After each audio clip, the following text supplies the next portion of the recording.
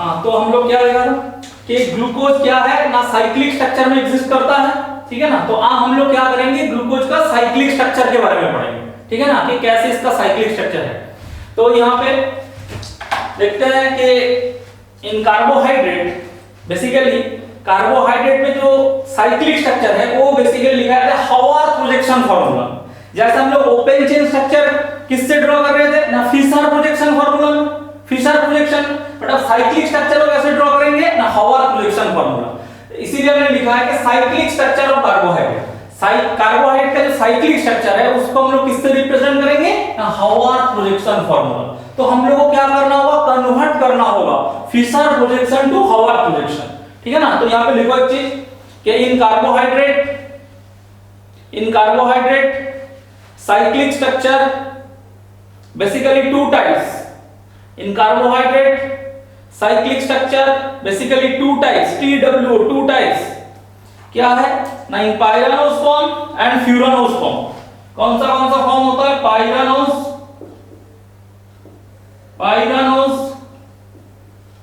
and second क्या है ना, furanose form. ये पाइरानोस फॉर्म बेसिकली कहां से आया ना, पाइरन से आया है। कहां से आया है, पाइरन का जो स्ट्रक्चर है basically this is the structure of पाइरन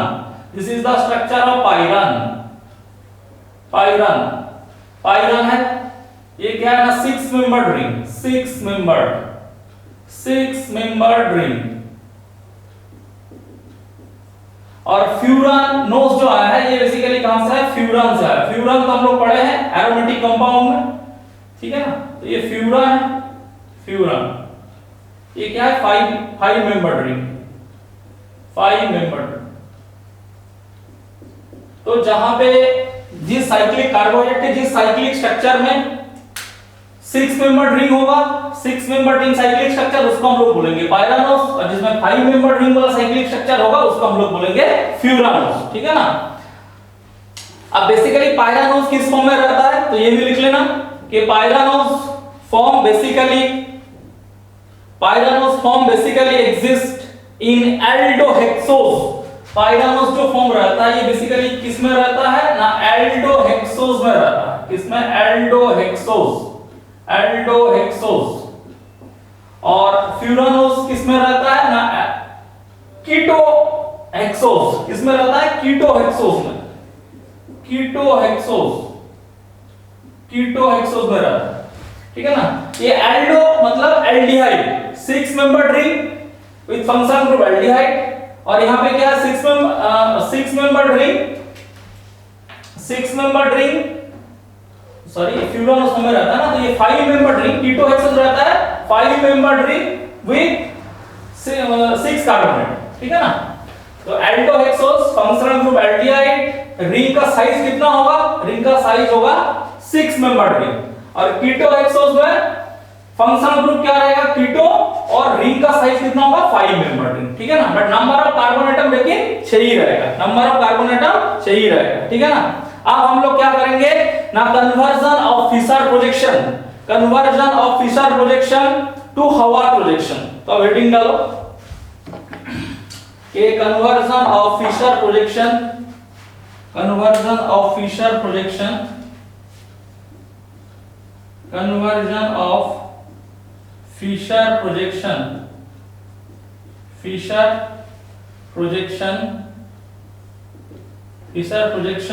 to Howard projection.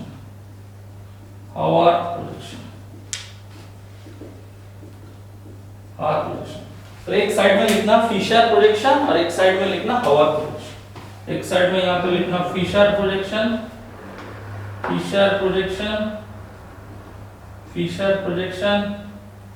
और एक साइड में लिखना हॉवर्थ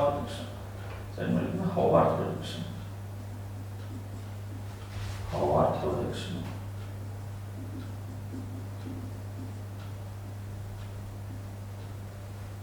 कैसे कन्वर्ट करना है, फिशर प्रोजेक्शन में क्या होता है, जो हॉरिजॉन्टल लाइन में है, जो राइट साइड में है, उसको क्या करना, हॉवर्थ प्रोजेक्शन फार्मूला में उसको तुमको बिलो द प्लेन लिखना। तो यहां पे लिखना कि ग्रुप, यहां पे लिखना एटम और ग्रुप एटम और group present eight right side जो दाएं की तरफ रहेगा राइट साइड में, जो एटम और ग्रुप राइट साइड में रहेगा फिशर प्रोजेक्शन में, उसी को हॉवर प्रोजेक्शन में कहां पे रखना है? Below the plane. यहां पे लिखना कि उस ग्रुप को कहां पे रखना है हॉवर प्रोजेक्शन में? ना below the plane, below the plane, below the plane. और जो एटम और group present at left side उसको कहां पे रखना है? उसको रखना है अबव द प्लेन, उसको कहां पे रखना है? Above the plane, above the plane रखना है। और जो CH2OH ग्रुप है, और जो CH2OH ग्रुप है, इसको हमेशा कहां पे रखना है? इसको हमेशा ऑलवेज रखना है अबव द प्लेन। ऑलवेज कहां पे रखना है? Above the plane, above the plane पे रखना है।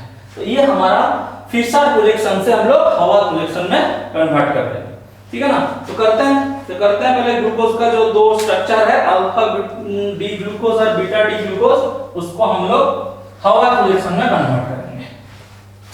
तो पहले हम लोग अल्फा फॉर्म लिखते हैं ग्लूकोज का, अल्फा फॉर्म।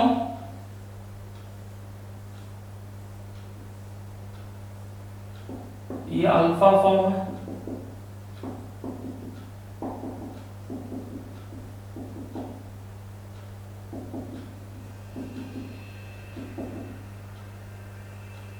ये हमारा अल्फा फॉर्म है, alpha D glucose, alpha D glucose, alpha D glucose. ये हमारा कौन सा फार्मूला है? Fischer projection formula. ये कौन सा फार्मूला है?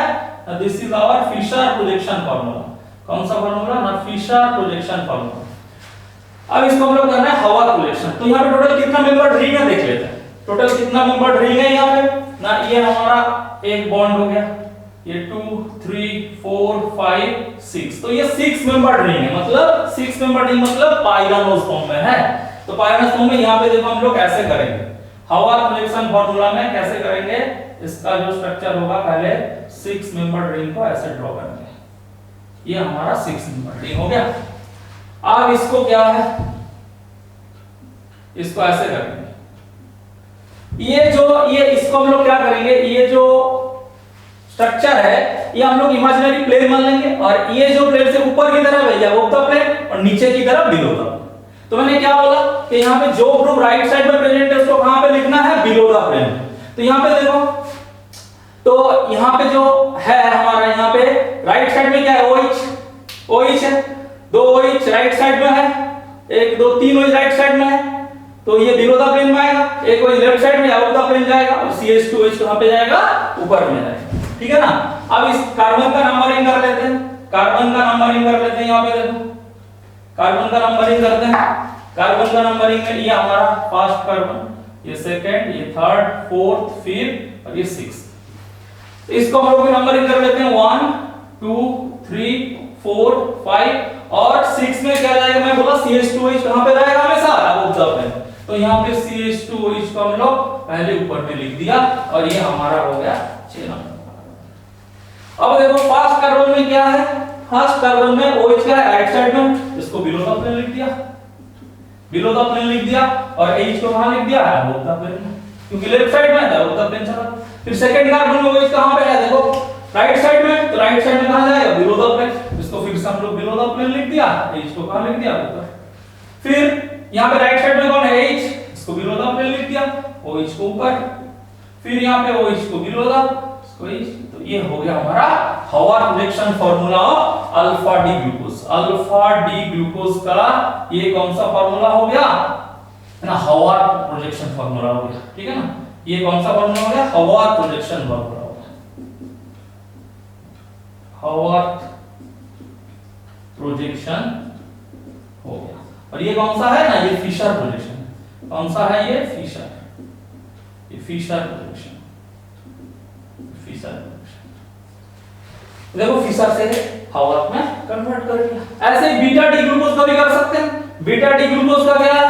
तो बीटा डी ग्लूकोज का भी स्ट्रक्चर लिख लेते हैं।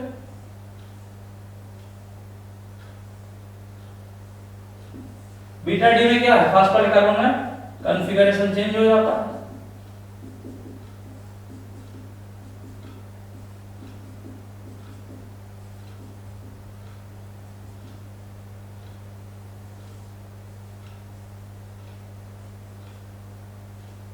ये क्या है, बीटा डी ग्लूकोज। क्या हो गया ये, बीटा डी ग्लूकोज। अब इसका हवा प्रोजेक्शन क्या होगा,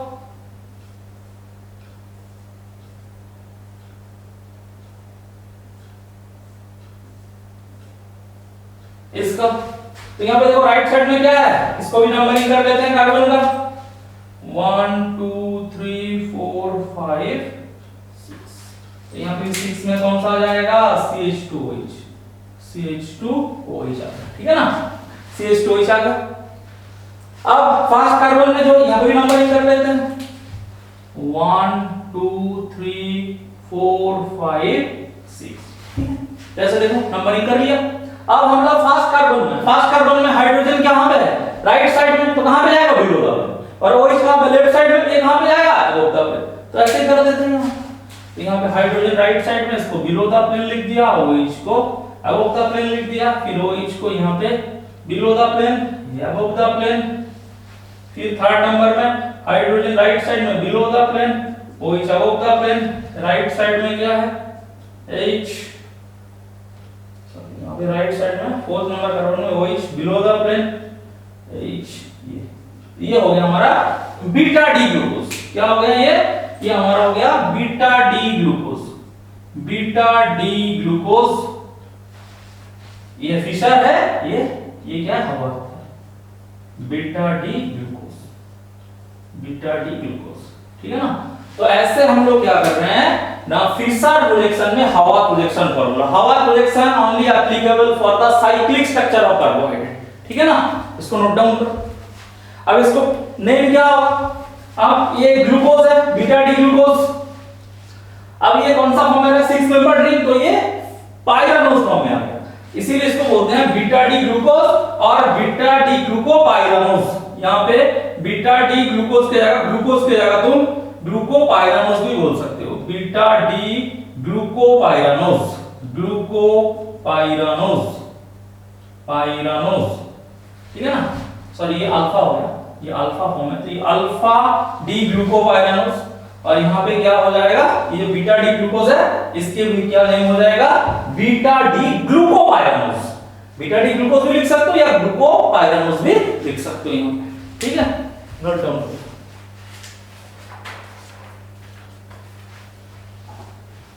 अब जैसे ये 6 मेंबर रिंग हो गया, साइक्लोहेक्सेन टाइप का दिख रहा है, इसका चेयर फॉर्म भी ड्रॉ कर सकते हैं, इसका मतलब चेयर फॉर्म भी ड्रॉ कर सकते हैं। देखो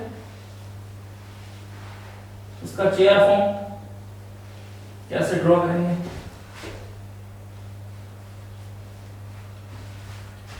देखो हम लोग स्टीरियोकेमिस्ट्री पढ़ा था चेयर फॉर्म, तो ये अल्फा डी ग्लूकोज जो है, इसका चेयर फॉर्म कैसे ड्रॉ करेंगे, 6 मेंबर,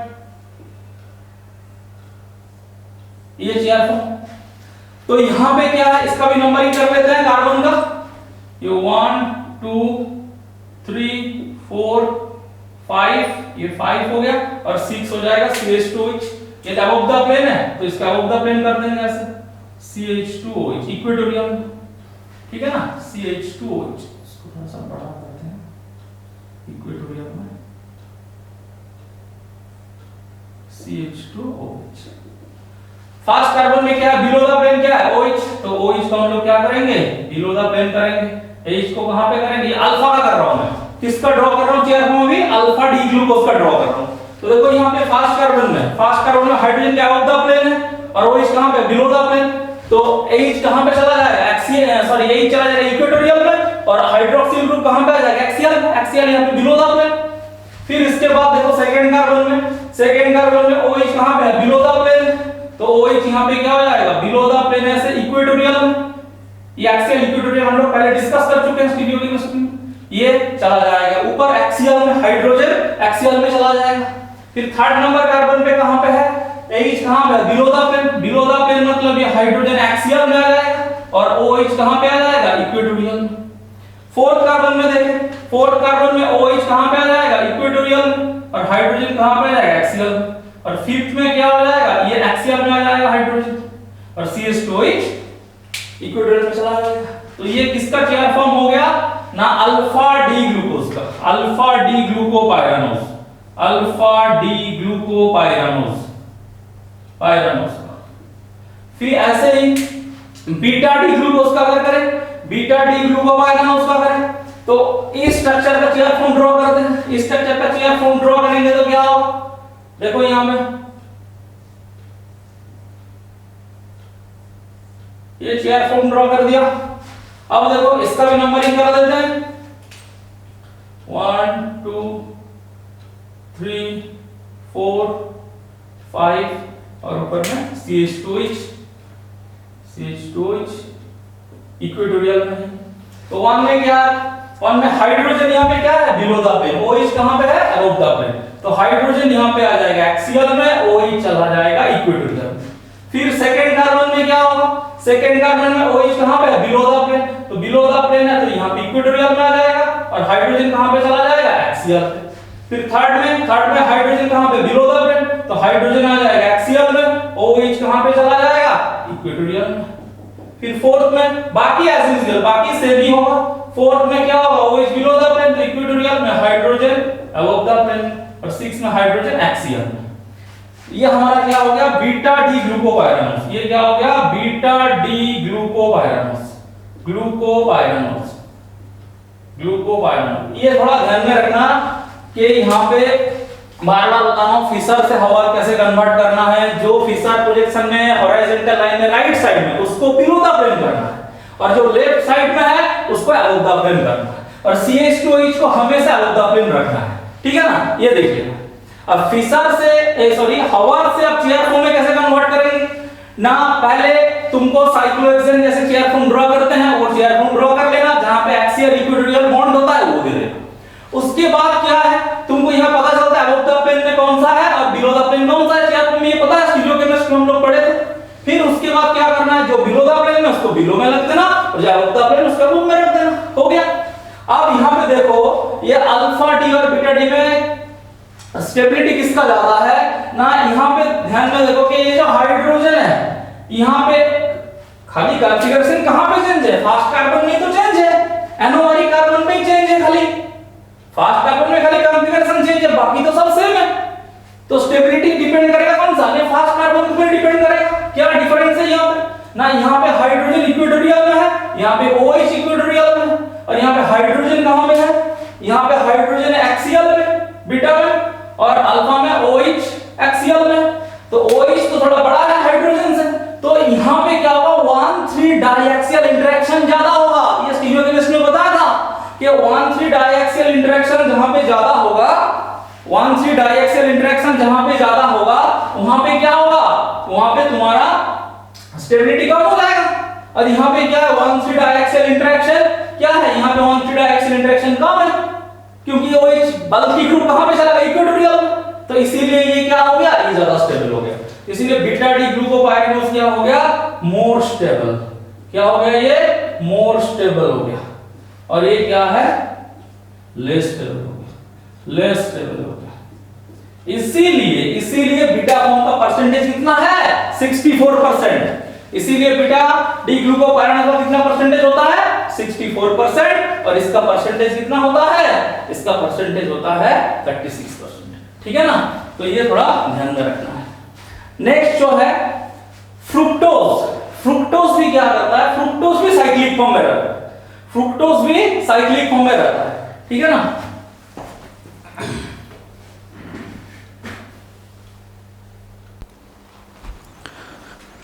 हाँ, तो बोल रहे थे कि फ्रुक्टोज जो है, फ्रुक्टोज भी साइक्लिक स्ट्रक्चर में एग्जिस्ट करता है। तो वो भी देखो, ये हम लोग पहले बताया था कि फ्रुक्टोज जो है वो भी ग्लूकोज की तरह साइक्लिक फॉर्म बनाते हैं। तो फ्रुक्टोज का साइक्लिक फॉर्म बनाते हैं यहाँ पे, इसको नोट डाउन कर लेना पॉज करके।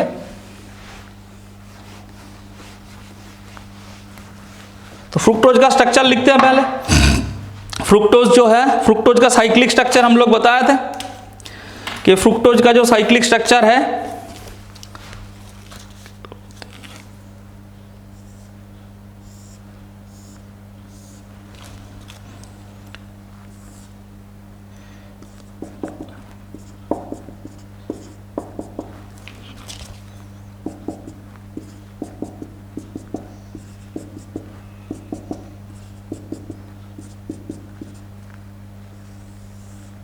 तो ये हो गया फ्रुक्टोज का एक साइक्लिक फॉर्म, ठीक है ना। ये कौन सा हो गया ना, अल्फा डी। अल्फा मतलब अच्छा, अल्फा बीटा कैसे पता चलेगा, अगर फिशर प्रोजेक्शन में OH तुम्हारा राइट साइड में होगा, ये फास्ट कार्बन में OH अगर राइट साइड में होगा अल्फा फॉर्म, और OH अगर लेफ्ट साइड में होगा फास्ट कार्बन में तो वो बीटा फॉर्म होगा।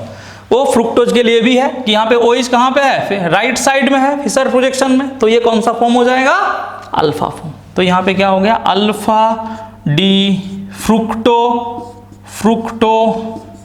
कितना मेंबर रिंग है, 1 2 3 4 5 6, तो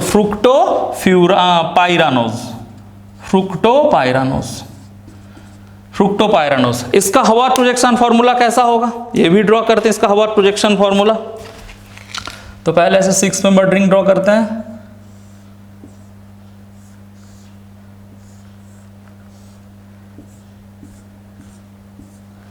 ठीक है ना। तो यहाँ पे नंबरिंग करते हैं पहले, ये 1 2 3 4, सॉरी ये 1 इधर से हो जाएगा, 1 2 3 4 5 6, ठीक है ना। तो यहाँ पे भी 1 में क्या होगा, देखो OH क्या है, हवार्ड प्रोजेक्शन कैसे कन्वर्ट करेंगे, जो राइट साइड में उसको बिलो द प्लेन लिखना है, तो OH को बिलो द प्लेन, देखो फर्स्ट कार्बन जो ये है, सेकंड कार्बन OH कहाँ पे है, सेकंड कार्बन में OH तुम्हारा राइट साइड में, तो बिलो द प्लेन चला गया, और ये CH2OH कहाँ पे हो गया, अबव द प्लेन हो गया। फिर क्या है थर्ड कार्बन पे, तो यहाँ पे भी नंबरिंग कर लेते हैं, यहाँ पे भी नंबरिंग कर लेते हैं कि ये हो गया हमारा 1 2 3 4 5 6, ये हो गया। तो यहाँ पे अब क्या हो गया, देखो यहाँ पे अब हो गया थर्ड कार्बन में क्या है, H क्या है राइट साइड में, तो इसको यहाँ पे, OH कहाँ पे ऊपर। फोर्थ में क्या है, OH कहाँ पे राइट साइड में है, तो OH राइट साइड में, H कहाँ पे ऊपर। फिफ्थ कार्बन में OH कहाँ पे राइट साइड में है, H कहाँ पे ऊपर। और सिक्स में क्या है, 2 हाइड्रोजन है, सिक्स में देखो कार्बन के साथ कितना हाइड्रोजन, 2 हाइड्रोजन, तो एक हाइड्रोजन या एक हाइड्रोजन हो। तो ये हो गया, क्या हो गया ना, फ्रुक्टोज का क्या हो गया, हवार्ड प्रोजेक्शन फॉर्मूला हो गया, कौन सा ना, अल्फा डी फ्रुक्टोपाइरानोस हो गया। कौन सा फॉर्मूला, ये हवार्ड प्रोजेक्शन फॉर्मूला हो, हवार्ड प्रोजेक्शन फॉर्मूला, ठीक है ना। ऐसे ही इसका बीटा फॉर्म भी आएगा, बीटा फॉर्म में खाली क्या करना है तुमको, यहाँ पे चेंज करना है, यहाँ पे OH कहाँ पे चला जाएगा, ऊपर चला जाएगा, CH2OH नीचे आ जाएगा। बट फ्रुक्टोज सबसे इंपॉर्टेंट बात है, फ्रुक्टोज 6 मेंबर्ड में जैसे रहता है एग्जिस्ट करता है, ऐसे 5 मेंबर्ड में भी एग्जिस्ट करता है, 5 मेंबर्ड में भी फ्रुक्टोज एग्जिस्ट करता है, मतलब वो फ्रुक्टोज फ्यूरानोज फॉर्म में भी एग्जिस्ट करता है, मतलब फ्रुक्टोज जैसा पायरानोज फॉर्म में एग्जिस्ट करता है, मतलब 6 मेंबर्ड रिंग, ऐसे फ्रुक्टोज 5 मेंबर्ड में भी एग्जिस्ट करता है, जिसको हम लोग क्या बोलते हैं ना, फ्यूरानोज फॉर्म। तो उसको फ्यूरानोज फॉर्म करते हैं आप, ठीक है ना। तब लिखो डी फ्रुक्टोज, लिखना D fructose exist in furanose form also, d-fructose can exist in furanose form also, d-fructose can exist in furanose form also।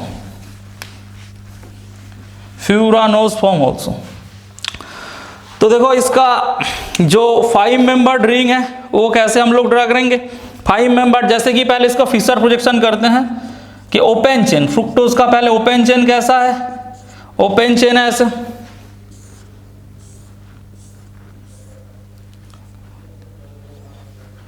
ये है ओपन चेन स्ट्रक्चर।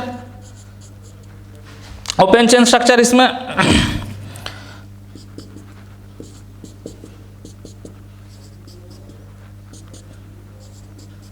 ये फ्रुक्टोज का ओपन चेन स्ट्रक्चर है। अब यहाँ पे क्या कहा हम लोग दिखाया था पिछले के, ये वाला जो ऑक्सीजन का लोन पेयर, ये अगर इस कार्बोनिल में अटैक करेगा, ये अगर यहाँ से ऐसा अटैक करेगा तो 6 मेंबर रिंग बनाएगा। बट ये वाला जो लोन पेयर है, ये अगर यहाँ पे अटैक करते हैं तो यहाँ पे 5 मेंबर रिंग बनेंगे। कितना मेंबर रिंग बनेंगे, 5 मेंबर रिंग बनेंगे। उसका कैसे बनेगा देखो कि ये यहाँ पे अटैक करते हैं। अब इस कार्बन का हाइब्रिडेशन क्या है, sp2 है, sp2 हाइब्रिडाइजेशन है, तो ये अबव द प्लेन भी अटैक कर सकता है, बिलो द प्लेन भी अटैक कर सकता है। मतलब यहाँ पे फिर से 2 डायस्ट्रोमर बनने वाला है। क्या बनने वाला है? फिर से 2 डायस्ट्रोमर बनने वाला है। तो यहाँ पे देखो कैसा स्ट्रक्चर होगा उसका।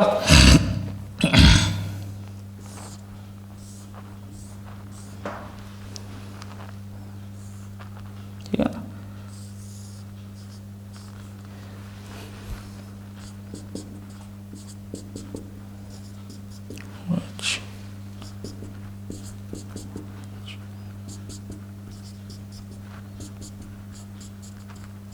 ये एक आइसोमर बन गया जहां पे OH कहां पे है? राइट साइड में। ऐसे ही क्या होगा? OH लेफ्ट में भी आ सकता है। OH कहां पे आ सकता है? लेफ्ट में भी आ सकते हैं।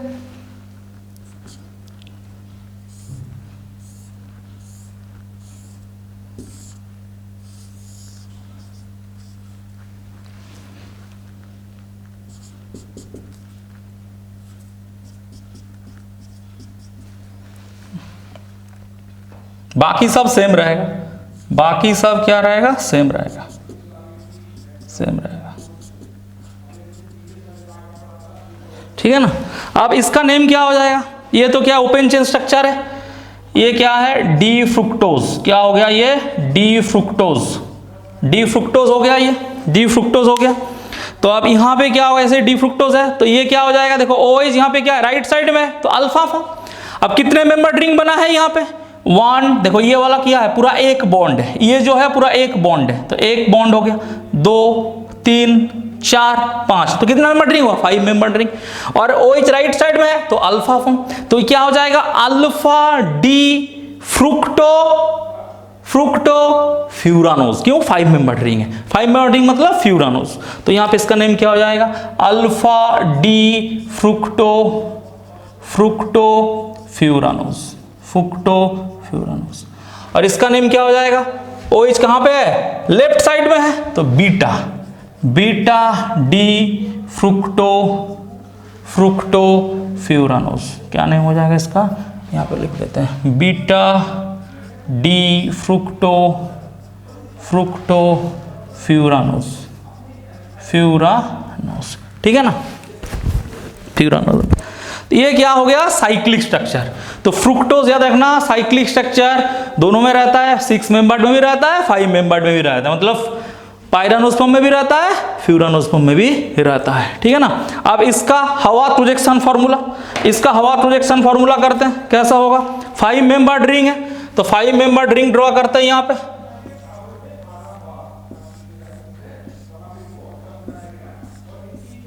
ठीक है ना, ऐसे। अब यहाँ पे क्या है? CH2OH। देखो यहाँ पे नंबरिंग करते हैं। नंबरिंग कैसे करते हैं यहाँ पे ना? ये हमारा 1 first carbon, 2nd, 3rd, 4th, 5th, 6th। तो यहाँ पे जो है, यहाँ पे भी हम लोग देखो, ये जो CH2OH है ये हमारा फर्स्ट कार्बन हो गया, तो OH राइट साइड में है, बिलो द प्लेन में आ गया ना, बिलो द प्लेन। देखो मतलब अगर तुमको साइक्लिक स्ट्रक्चर फिशर प्रोजेक्शन में हावर्क में कन्वर्ट करना है, बार बार बता रहा हूं मैं, जो ग्रुप राइट साइड में रहेगा वो बिलो द प्लेन आएगा, और जो ग्रुप लेफ्ट साइड में रहेगा वो अबव द प्लेन रहेगा। तो यहाँ पे राइट साइड में क्या है? OH है, तो बिलो द प्लेन आ गया। CH2H कहाँ पे है? लेफ्ट साइड में, अबव द प्लेन चला गया। C2 कार्बन हो गया। अब C3 में देखते हैं, C3 में भी ऐसे H बिलो द प्लेन आ गया, OH अबव द प्लेन आ गया। देखो H राइट साइड में है, below the plane, OH left side में, अबव द प्लेन। ठीक है ना। ऐसे ही OH राइट साइड में है, बिलो द प्लेन, H। ठीक है। अब यहाँ पे क्या होगा? CH2H तो हमेशा अबव द प्लेन रहेगा, बोला हूँ मैं। CH2H को हमेशा कहाँ पे रखना है? Above the plane.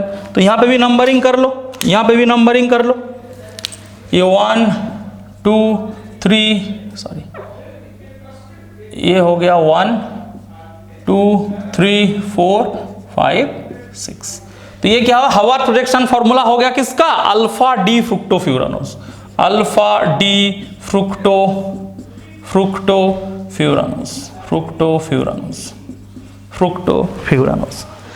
इसका बीटा फॉर्म, इसका बीटा फॉर्म को भी करते हैं, बीटा फॉर्म को भी हवा प्रोजेक्शन फॉर्मूला करते हैं। तो यहाँ पे एक 5 मेंबर रिंग बना लेते हैं इसी के जैसा।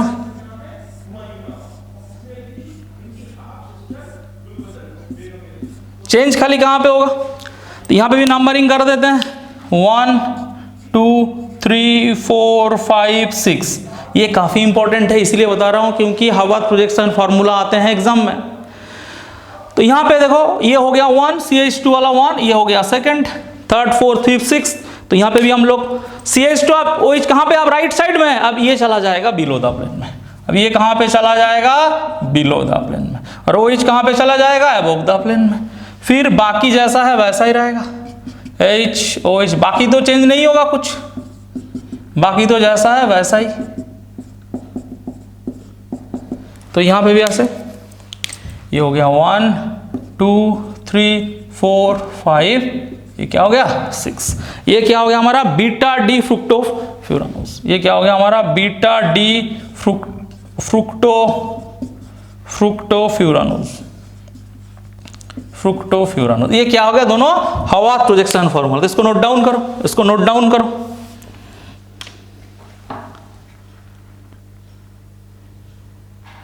ठीक है ना, नोट डाउन कर लेना। और एक चीज लिखना है यहाँ पे कि अब क्या है, फ्रुक्टोज 6 मेंबर में भी रहता है, 5 मेंबर में भी रहता है। अब कब किस में रहता है, मतलब कब 5 मेंबर में रहेगा, कब 6 मेंबर में रहेगा, ये इंपॉर्टेंट है। तो यहाँ पे लिखना कि fructose exist as 6 membered ring, fructose exist as 6 membered ring in free state. तो ये 6 मेंबर्ड रिंग में कब रहेगा, जब ये केवल और केवल फ्रुक्टोज रहेगा, अकेला फ्रुक्टोज रहेगा, तभी ये 6 मेंबर्ड में रहेगा। However, in combined state, such as in fructoside disaccharides like sucrose किसका फॉर्म होता है, ग्लूकोज प्लस फ्रुक्टोज। तो जब ये ग्लूकोज के साथ कंबाइन में रहेगा या किसी मोनोसैकेराइड के साथ कंबाइन में रहेगा, तब ये 5 मेंबर में रहेगा। ठीक है ना, तो यहां पे लिखना however in combined state such as an fructoside disaccharides like sucrose, fructose exists in 5 membered cyclic ring, fructose exists in 5 membered cyclic ring। ठीक है ना, 5 membered cyclic ring, 5 membered cyclic ring। ठीक है, अच्छे से नोट डाउन कर लेना, यहाँ पे बहुत इंपॉर्टेंट है ये हवा प्रोजेक्शन फार्मूला वगैरह।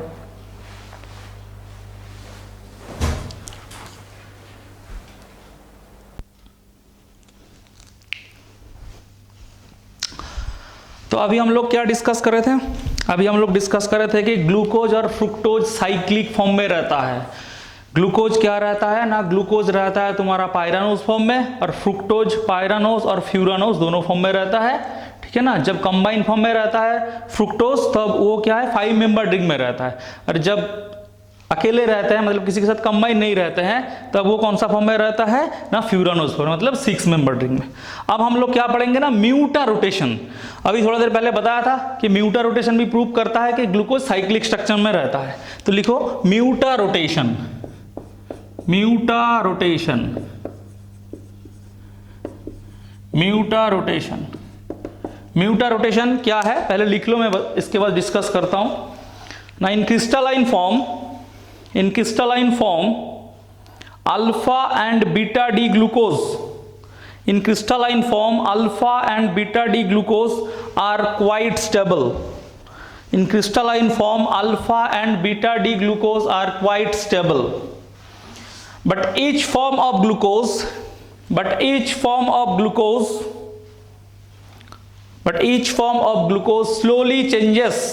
slowly changes into its equilibrium mixture. But in each form of glucose slowly changes into its equilibrium mixture. इसका मतलब क्या है, बोल रहा है ग्लूकोज को जब सॉल्यूशन बनाएंगे ना, तो उसका वो क्या है धीरे धीरे करके एक अल्फा फॉर्म से धीरे धीरे करके क्या करेंगे ना, बीटा फॉर्म में चले जाएंगे। अगर हम लोग बीटा फॉर्म लेते हैं तो बीटा फॉर्म धीरे धीरे करके क्या होगा, अल्फा फॉर्म में आ जाएंगे, और कुछ ओपन चेन में भी रहेगा, मतलब एक मिक्सचर रहेगा। उस मिक्सचर में क्या रहेगा, तुम्हारा अल्फा फॉर्म भी रहेगा, बीटा फॉर्म भी रहेगा, और ओपन चेन भी रहेगा। भले ही ओपन चेन बहुत ही कम रहेगा, बट तीनों ही रहेगा। और टाइम के साथ साथ क्या होगा, स्पेसिफिक रोटेशन चेंज होते जाएगा। जैसे मान लो तुमने क्या करा ना, प्योर अल्फा डी ग्लूकोज लिया, तो अल्फा डी ग्लूकोज क्या एक पर्टिकुलर स्पेसिफिक रोटेशन होता है ना, उसका पर्टिकुलर स्पेसिफिक रोटेशन क्या होता है ना, प्लस मतलब पॉजिटिव 112 डिग्री, मतलब स्पेसिफिक रोटेशन तो बताया था इसमें स्टीरियोकेमिस्ट्री में। तो इसका एक अल्फा डी ग्लूकोज लिया तो उसका एक पर्टिकुलर स्पेसिफिक रोटेशन रहेगा। बट जैसे तुमने इसका सॉल्यूशन बनाया और उसको तुमने ऑप्टिकल रोटेशन चेक करा, तो तुम देखना कि टाइम के साथ साथ उसका स्पेसिफिक रोटेशन क्या होते जाएगा, धीरे धीरे चेंज होते जाएगा। और चेंज होते होते क्या होगा, एक टाइम के बाद वो क्या हो जाएगा, फिक्स हो जाएगा।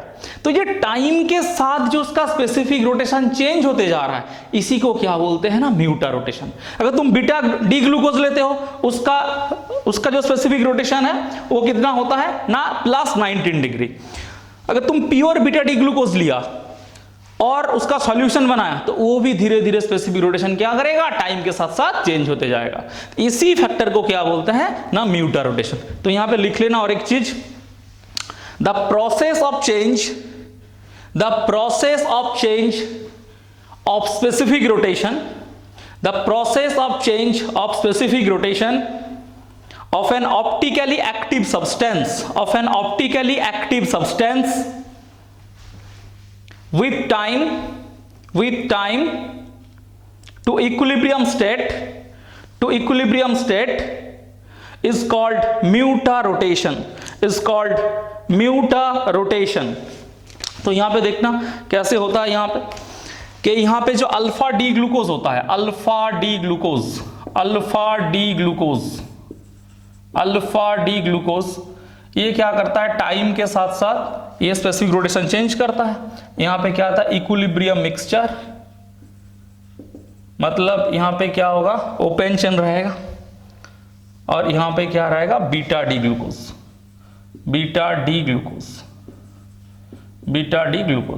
मतलब तुमने अगर अल्फा डी ग्लूकोज लिया तब भी इक्विलिब्रियम मिक्सचर में आएगा, तुमने बीटा डी ग्लूकोज लिया तब भी ये इक्विलिब्रियम मिक्सचर में आएगा। अगर प्योर अल्फा डी ग्लूकोज होता है तो इसका जो स्पेसिफिक रोटेशन होता है, that is equal two plus 112 degree, और बीटा डी ग्लूकोज का जो स्पेसिफिक रोटेशन होता है दैट इज प्लस 19 डिग्री, और इक्विलिब्रियम का जो होता है 52.7 डिग्री। ठीक है ना। तो ये जो टाइम के साथ साथ स्पेसिफिक रोटेशन चेंज होता है, मतलब तुमने अगर अल्फा डी ग्लूकोज लिया तो उसका स्पेसिफिक रोटेशन कितना होना चाहिए, प्लस 112 डिग्री। बट ये क्या होगा, धीरे धीरे क्या करेगा, ये स्पेसिफिक रोटेशन का चेंज करते जाएगा। स्पेसिफिक रोटेशन क्या होगा, डिक्रीज होते जाएगा, और एक टाइम के बाद, मतलब 1 घंटा 2 घंटा 3 घंटे के बाद ये फिक्स हो जाएगा और चेंज नहीं होगा, यहाँ पे फिक्स हो जाएगा। ठीक है ना। और अगर तुमने बीटा डी ग्लूकोज लिया तो उसका स्पेसिफिक रोटेशन धीरे धीरे इंक्रीज होते जाएगा, और इंक्रीज होते होते क्या होगा ना, 52.7 में आके फिक्स हो जाएगा। ठीक है ना। ये जो टाइम के साथ साथ मतलब स्पेसिफिक रोटेशन चेंज होते जा रहा है, इसी को क्या बोलते हैं ना, म्यूटा रोटेशन। ठीक है ना। इस इक्विलिब्रियम मिक्सचर में क्या रहता है, इस इक्विलिब्रियम मिक्सचर में थोड़ा अल्फा डी ग्लूकोज भी रहेगा, बीटा डी ग्लूकोज भी रहेगा, और तुम्हारा ओपन चेन स्ट्रक्चर भी रहेगा। टोटल सभी का मिला के जो स्पेसिफिक रोटेशन आता है वो 52.7 डिग्री होता है। ठीक है ना। क्यों होता है, तो यहां पे लिखना और एक चीज कि equilibrium mixture contains 64% of beta D glucose, 64% of beta D glucose and 36% of alpha D glucose and 0.02% of open chain structure।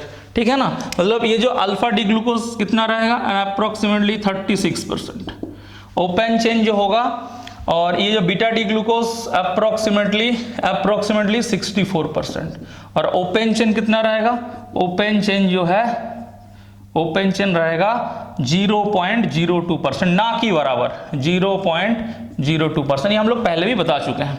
तो क्यों होता है ऐसा म्यूटा रोटेशन, ऐसा इसका मैकेनिज्म क्या है, तो इसका मैकेनिज्म लिखें तो ग्लूकोज का जो साइक्लिक स्ट्रक्चर होता है, अगर हमने अल्फा डी ग्लूकोज ले लिया, ठीक है ना, तो वो किसका है, ओपन चेन साइक्लिक स्ट्रक्चर में किस फॉर्म में रहता है ये,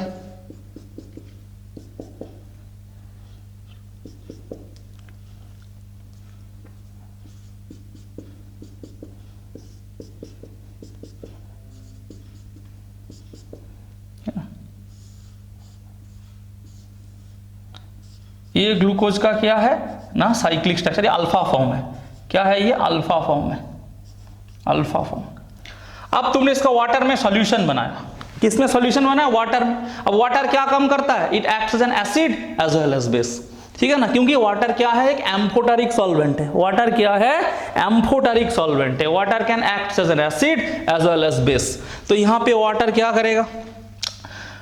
वाटर क्या करेगा? यहाँ पे जो हाइड्रोजन है ये इस हाइड्रोजन को एक्सेप्ट करेगा यहाँ से, और ये यहाँ पे आ जाएगा, और ये क्या होगा? बॉन्ड खुल जाएगा। तो ये ओपन चेन में आ जाएगा। किस में आ जाएगा? ये ओपन चेन में आ जाएगा।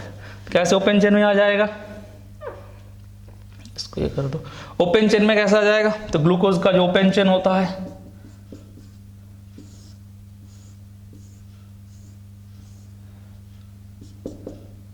ये क्या हो जाएगा? ओपन चेन में आ जाएगा।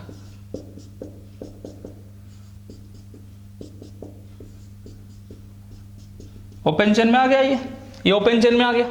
फिर इसके बाद क्या होगा? अगर तुमने बीटा डी ग्लूकोज लिया तब भी ओपन चेन में आ जाएगा। अगर तुमने बीटा फॉर्म लिया होता तो बीटा फॉर्म का स्ट्रक्चर क्या होगा? तुमने बीटा फॉर्म लिया होता तो बीटा फॉर्म का स्ट्रक्चर में खाली ऊपर वाले में चेंज होगा। यहाँ पे OH, यहाँ पे H, यहाँ पे H, यहाँ पे OH, यहाँ पे H, यहाँ पे OH, यहाँ पे H, यहाँ पे CH2OH। ये क्या है? हमारा बीटा फॉर्म है। कौन सा फॉर्म है? बीटा फॉर्म है। अब यहाँ पे भी क्या होगा? यहाँ पे कैसे मैकेनिज्म होगा ना? H2O, तो यहाँ पे भी ये हाइड्रोजन का एब्स्ट्रैक्ट करेगा, ये बॉन्ड इधर आएगा, ये वाला बॉन्ड खुल जाएगा। तो यहाँ पे क्या है? ये है तो अल्फा फॉर्म, ये बीटा फॉर्म और ये ओपन चेन, ये तीनों क्या हो गया? इक्विलिब्रियम मिक्सचर में रहेगा, इक्विलिब्रियम मिक्सचर में रहेगा, इसीलिए म्यूटर रोटेशन होता है। तो this is the mechanism of mutarotation. But एक चीज ध्यान में रखना, सबसे इंपॉर्टेंट बात है, म्यूटर रोटेशन केवल और केवल एम्फोटेरिक सॉल्वेंट के प्रेजेंस में होता है। मतलब जो एसिड का भी काम करेगा और बेस का भी काम करेगा, उसी टाइप सॉल्वेंट में क्या होगा? तुम्हारा म्यूटर रोटेशन होगा। बाकी खाली एसिड के प्रेजेंस में नहीं होगा, खाली बेस में प्रेजेंस में नहीं होगा। It occurs only at amphoteric solvent. किसमें होता है? Amphoteric solvent. किसमें म्यूटर रोटेशन शो होता है ना? एम्फोटेरिक सॉल्वेंट, एम्फोटेरिक सॉल्वेंट में होता है, जैसे कि लाइक वाटर, लाइक वाटर। और भी बता रहा हूं मैं अभी, तो ये भी लिख लेना, ठीक है? नोट डाउन करो इसको, ठीक है? पॉज करके नोट डाउन कर लेना इसको। तो यहां पे एक चीज लिखो, so it should be noted that mutarotation can takes place,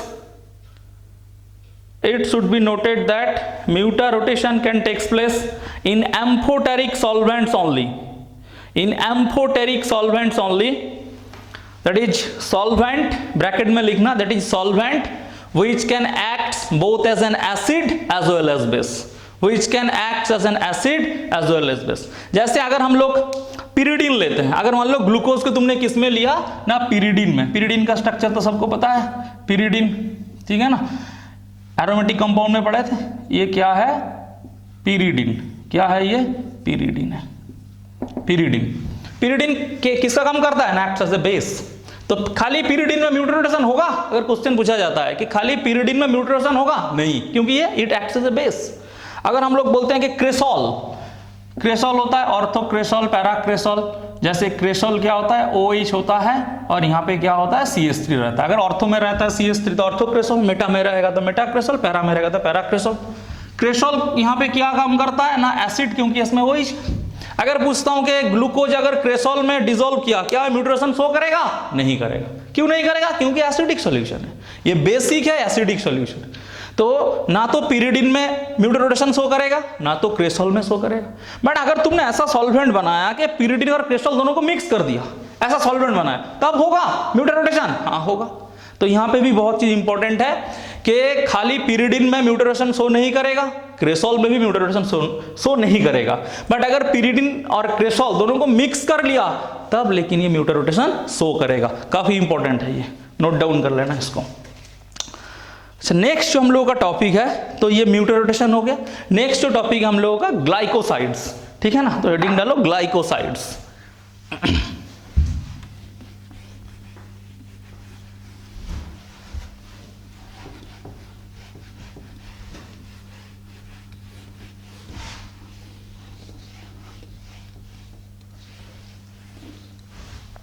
ना glycosides.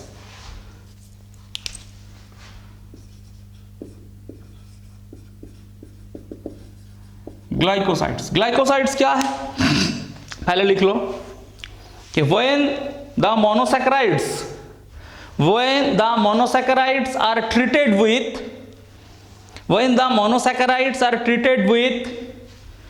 with alcohol in presence of HCl gas, in presence of HCl gas, they are converted into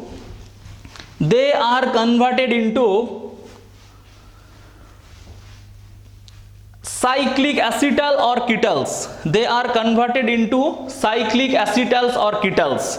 जैसे हम लोगों को पता है कि अगर कार्बोनिल कंपाउंड के साथ अगर हम लोग अल्कोहल का रिएक्शन करते हैं, अगर मान लो यहाँ पे एल्डिहाइड है और यहाँ पे हम रिएक्शन करते हैं किसके साथ, अल्कोहल के साथ, in presence of H+ acid medium में, तो यहाँ पे क्या होता है, यहाँ पे बनता है हमारा क्या ना, हेमी एसिटल। क्या बनता है, हेमी एसिटल बनता है। ये क्या है, एल्डिहाइड, क्या ये एल्डिहाइड, इसके साथ अल्कोहल रिएक्शन करते हैं तो क्या बनता है, हेमी एसिटल। और एक मोल अगर हम लोग अल्कोहल के साथ रिएक्शन करते हैं, और एक मोल अल्कोहल के साथ रिएक्शन करते हैं इन प्रेजेंस ऑफ H+, तो यहाँ पे क्या बनता है, ये ना, ये बनता है, यहाँ पे बनता है एसीटल। क्या बनता है, एसीटल। ऐसे ही ग्लूकोज में हम लोग साइक्लिक स्ट्रक्चर में जो देखते हैं वो साइक्लिक स्ट्रक्चर किस फॉर्म में है ना, हेमी एसिटल फॉर्म में है। किस फॉर्म में है, हेमी एसिटल फॉर्म में। तो उसके साथ और एक मोल अल्कोहल के रिएक्शन कर दिया तो किस फॉर्म में आ जाएगा, एसिटल फॉर्म में आ जाएगा। उसी को क्या बोलते हैं ना, ग्लाइकोसाइड्स। उसी को क्या बोलते हैं, ग्लाइकोसाइड्स। तो यहाँ पे क्या लिखा ना, when these monosaccharides are treated with alcohol in presence of HCl gas, they are converted into cyclic acetals or ketyls। ठीक है ना। और इसके बाद लिख लेना, it involves the replacement of anomeric hydroxyl group। It involves the replacement of anomeric hydroxyl group by an alkoxy group। Such cyclic acetal formed from monosaccharide are called glycosides। जैसे अगर हम लोग यहाँ पे एक साइक्लिक स्ट्रक्चर ले लेते हैं ग्लूकोज का, अल्फा डी ग्लूकोज का अगर मान लो साइक्लिक स्ट्रक्चर ले लेते हैं, यहाँ पे साइक्लिक स्ट्रक्चर ले लेते हैं यहाँ पे, तो यहाँ पे अल्फा फॉर्म होगा तो HOH, ठीक है ना, OH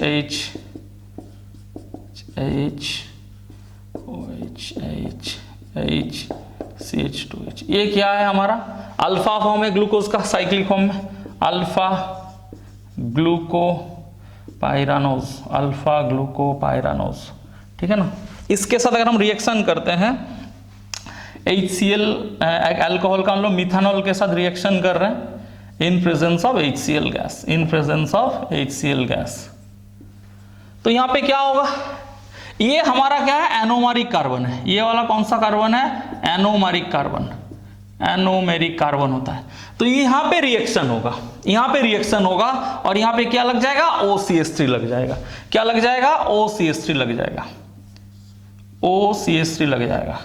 बट OCH3 क्या होगा, दोनों जगह लग सकता है, एक तो यहां पे लग सकता है, बाकी सब सेम रहेगा।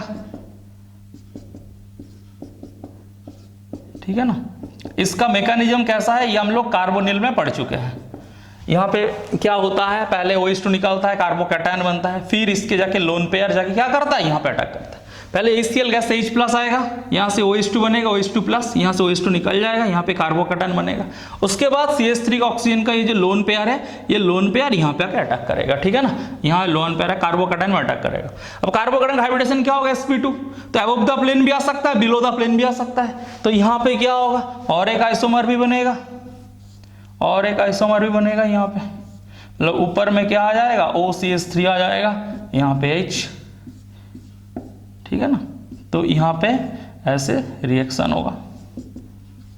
तो ये कौन सा फॉर्म हो गया ना ये हो गया एसीटल। कौन सा फॉर्म हो गया ये? Acetal form. इस एसीटल फॉर्म को क्या बोलते हैं ना? ग्लाइकोसाइड्स। क्या बोलते हैं? ग्लाइकोसाइड्स। ठीक है ना? तो दीज आर इन एसीटल्स, ये सब क्या है? एसीटल्स। क्या हो गया ये? एसीटल्स फॉर्म में है। ठीक है ना? नोट डाउन करो इसको। ठीक है ना? तो पॉज करके नोट डाउन कर लेना। अब यहां पे क्या हो गया? अब यहां पे जो है ये जो लिंकेज है किसके साथ? इस एनोमरिक कार्बन के साथ ऑक्सीजन का जो लिंकेज है, ध्यान से देखना। ये जो पहले तो एसीटल फॉर्म्स देखना है, उसके बाद क्या देखना? ये जो कार्बन है, ये जो कार्बन, इस कार्बन के साथ जो ऑक्सीजन का लिंकेज, इस कार्बन के साथ ऑक्सीजन का लिंकेज है, इस लिंकेज को बोलते हैं ग्लाइकोसाइडिक लिंकेज। क्या बोलते हैं इसको? Glycosidic linkage. अब देखो ये कौन सा फॉर्म का ग्लाइकोसाइडिक लिंकेज है? अगर मैं बात करूं, हमारा एनोमरिक कार्बन कौन सा? ये वाला। इसके साथ ऑक्सीजन का क्या है? बॉन्ड है। तो ये जो लिंकेज है ये अल्फा फॉर्म का। अल्फा फॉर्म में बार बार बताया था मैंने कि अगर हवार्ड प्रोजेक्शन फॉर्मूला में एनोमरिक कार्बन OH नीचे होगा अल्फा फॉर्म होगा, और OH ऊपर होगा तो बीटा फॉर्म होगा। तो ये अल्फा फॉर्म का ग्लाइकोसाइडिक लिंकेज है, तो इसको बोलेंगे अल्फा ग्लाइकोसाइडिक लिंकेज। और यहाँ पे क्या है? बीटा फॉर्म का ग्लाइकोसाइडिक लिंकेज है, तो इसको बोलेंगे बीटा ग्लाइकोसाइडिक लिंकेज। तो ये हमारा क्या हो गया? Beta glycosidic linkage.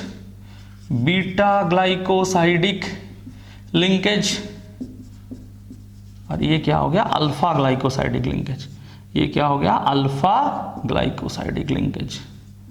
Alpha glycosidic linkage. ठीक है ना?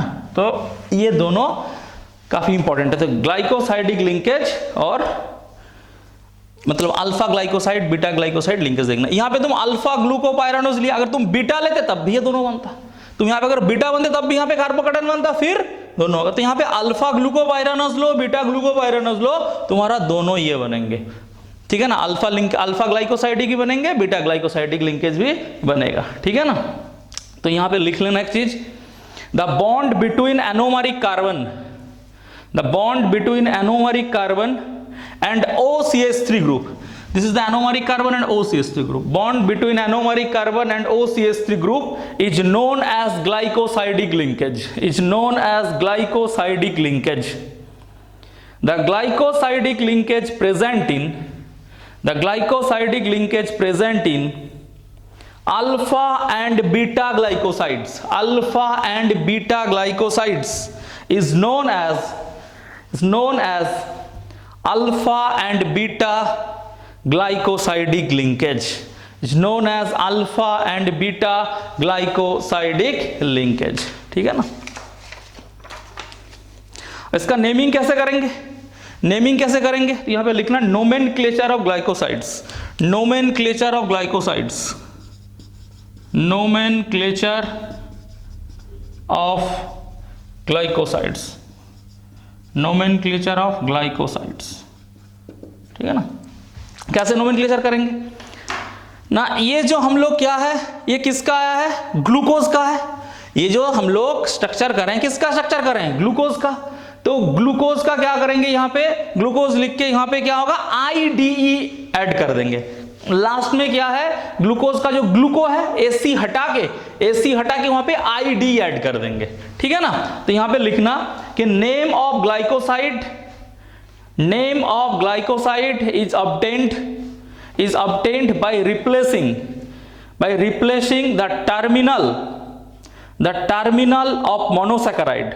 Name of glycoside is obtained by replacing the terminal of monosaccharide by the suffix IDE. Suffix IDE add कर देंगे। जैसे हम एग्जांपल की तरफ कर रहे हैं, जैसे ग्लाइकोसाइड्स ऑफ ग्लूकोज, अगर मैं बात करूं कि ग्लाइकोसाइड्स ऑफ ग्लूकोज क्या होगा? Are called. तो ग्लूकोज को क्या होगा? ये ग्लूको रख देंगे और AC को हटा देंगे, सफिक्स को हटा देंगे, मतलब इसको हटा देंगे और ID ऐड कर देंगे। तो इसमें क्या हो जाएगा? ग्लूकोसाइड्स। क्या हो जाएगा? ग्लूकोसाइड्स। ID ऐड कर देंगे, ग्लूकोसाइड। अगर हम ग्लाइकोसाइड्स ऑफ फ्रुक्टोज का बात करें, आर कॉल्ड फ्रुक्टोसाइड। क्या हो जाएगा? फ्रुक्टोसाइड, फ्रुक्टोसाइड। ऐसे ही ग्लाइकोसाइड्स ऑफ मैनोज का बात करें, मैनोज का बात करें तो इसमें क्या होगा? मैनोसाइड्स। क्या हो जाएगा? मैनोसाइड्स, मैनोसाइड्स, ठीक है ना। तो ऐसे ग्लाइकोसाइड्स का नेमिंग करते हैं। अब जो सबसे इंपॉर्टेंट है कैरेक्टरिस्टिक्स ऑफ ग्लाइकोसाइड्स, क्या है? Characteristics of glycosides.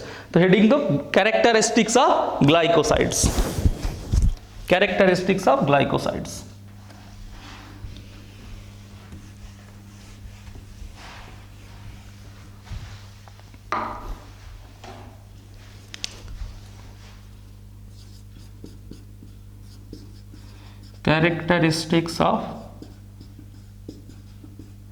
characteristics of glycosides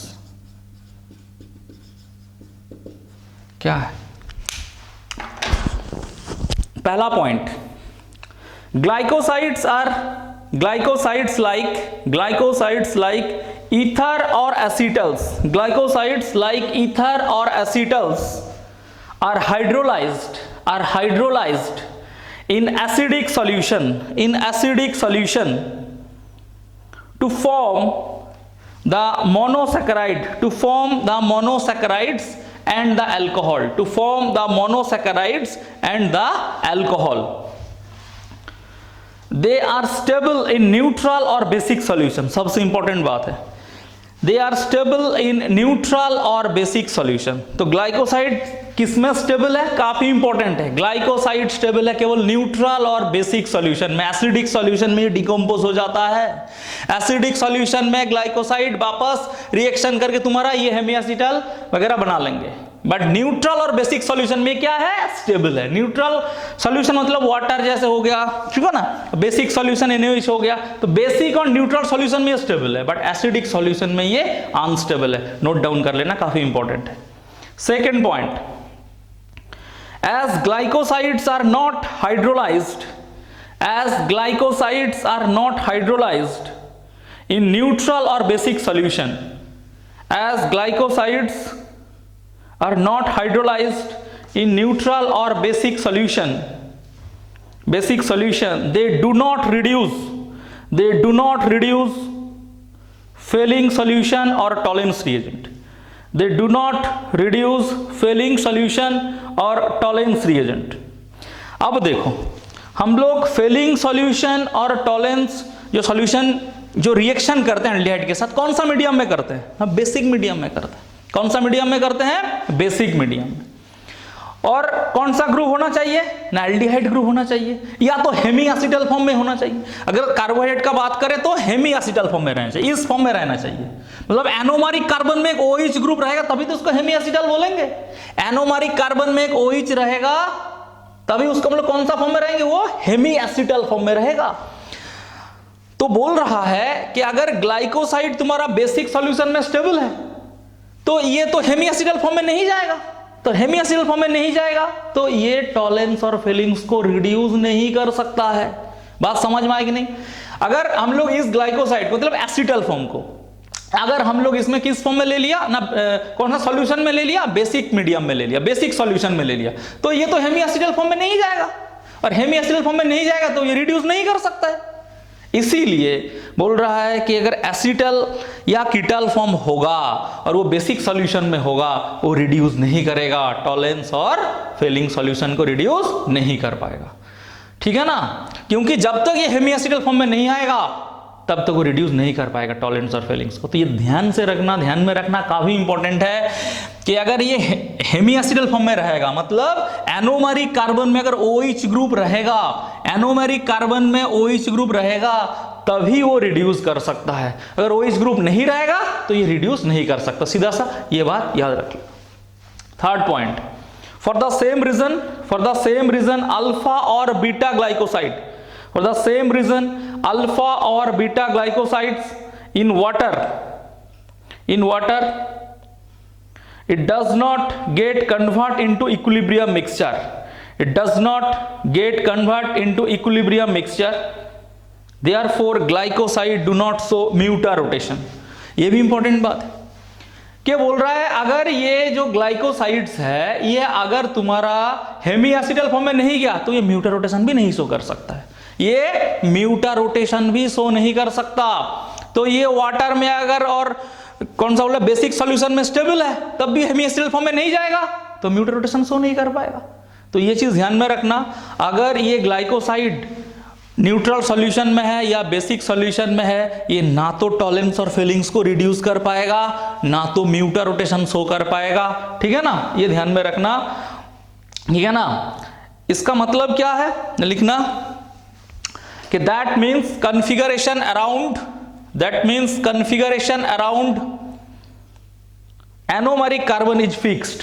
इसका मतलब यहां पे जो एनोमेरिक कार्बन है, ये जो एनोमेरिक कार्बन है, ठीक है ना, और यहां पे जो एनोमेरिक कार्बन है, that anomeric carbon is fixed, that anomeric carbon is fixed, ठीक है ना। यहां पे भी एनोमेरिक कार्बन क्या हो गया, फिक्स्ड हो गया, anomeric carbon fixed, anomeric carbon fix हो गया, ना तो ये म्यूटा रोटेशन शो करेगा ना तो टॉलेंस और फीलिंग्स को रिड्यूस कर पाएगा। ये काफी इंपॉर्टेंट बात है, ये चीज ध्यान में रखना है।